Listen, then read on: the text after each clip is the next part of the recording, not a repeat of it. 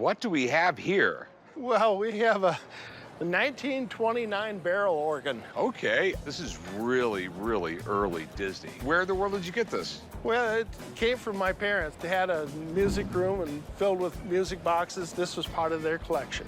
Yeah, I mean, this is pretty amazing. I mean, you can tell that, like, the design of Mickey has changed over the years. Does it work? It does.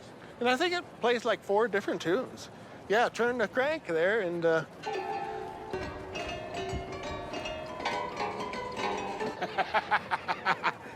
Might be a little out of tune, right? It most likely is a lot of out of tune, but you can see it's got real piano keys and everything else inside of it. It was not an inexpensive toy. This was for well-off people, and it's kind of amazing looking. What were you looking to get out of it? I like 2,500. Okay. You might really have something here. My Disney expert is walking around here somewhere, so let me go find him and be right back. All right, good, thank you. This is Patrick. Hi, Patrick. nice to meet you. This is the guy who knows all things Disney. So it's dated 1929 inside. Okay. Very cool, that's early.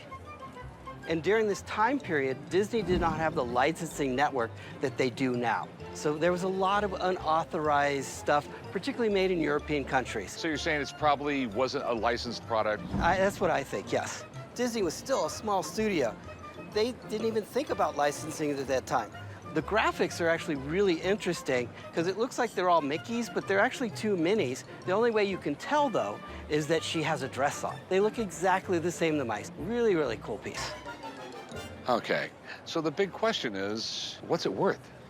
So it appears to be in great shapes except for that one little tear. I think about $2,000 or so. All right, that's $2,000 repaired, correct? Yep. Okay, I'll give you $1,000 for it. No, I couldn't go that low. I mean, what's the best you can do? How about 1,500? I mean, the best I can do is 1,300. Sold. All right, sweet. You got anything else? I do. I have a couple music boxes at home I'd like to show you, mid 1800s. Okay, so I'll get someone to help you with that, and give me a few hours. I'll come on by. Okay, excellent. Well, hi, guys. We got music boxes to look at? We do, Rick. Hi, Chumley. How are you? Nice to meet you. Yeah, Rick, these are the music boxes I was telling you about. Wow, these are much bigger than I was expecting. And I don't think I have to tell you, they're pretty fancy. Remember, there was no radio, there was no record players, there was nothing like that. If you wanted music in your house, you either played an instrument or you had something like this. Do you know much about the manufacturer, when it was made, or anything like that? Symphonium is a world-known music box maker. It made some of the best boxes in the business. This particular one is made in Germany. Okay. Does it run? Yes, it plays beautifully. Well, first we have to crank it. And then turn it on.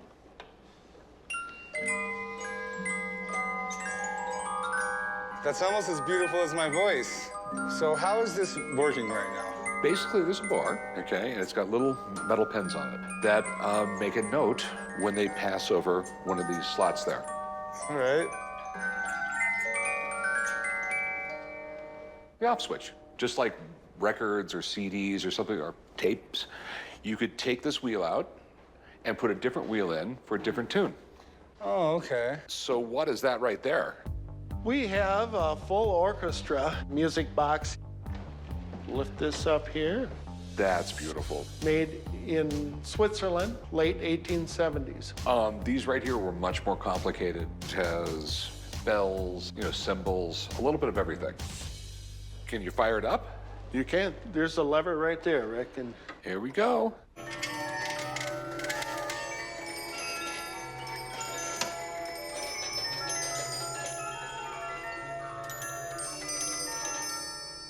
Well, that's a little more complicated than the first one. Well, I'm super impressed with it. How much do you want for the two? the console box here, 30,000, and the German upright, 8,500.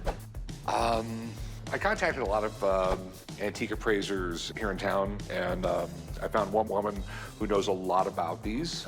She's supposed to be meeting us here, so I just want to get her input on them before I, make an offer. That sounds fine. Okay. These are the music boxes. Candace, how's it going? Hey, Nice it's to meet going you. great. Thanks for coming to Denver. Nice to meet you in person. All Yeah. right, absolutely. All right, so here's the music boxes. So what do you think about them?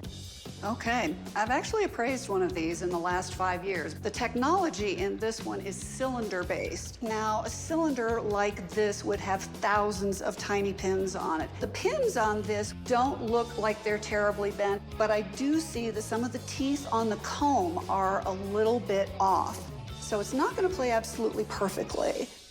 Okay. So what do you think about that one? All right, let's take a look.